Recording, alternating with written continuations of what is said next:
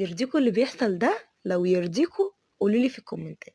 نزلت عند بيت جدي لقيتهم محضرين تفريزات رمضان، اللهم بارك، وقالوا لي يلا بقى قومي تشمللي. قمت واخده العدايه ودخلت على المطبخ، والله ما غيرت العبايه. بصوا زي ما انتوا شايفيني على طول على المطبخ على طول.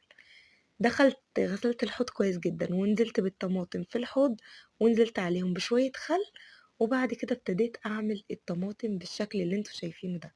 عصرتها في الخلاط ونزلت في الحله، وسبتها تتسبك براحتها من غير ولا زيت ولا ملح. ممكن اعملها بطريقة تانية، اسلق الطماطم وبعد كده افرمها في الخلاط او في الهاند بلندر زي ما انتوا عايزين. فلو عجبكم الكلام ده ما تنسوش تقولولي في الكومنتات. ما تبخلوش عليا بلايك. كان معاكم آية زايد. كل سنة وكل حبايب قلبي طيبين. كلها يومين وهنكون في نص شعبان، ربنا يبلغنا رمضان. استنوني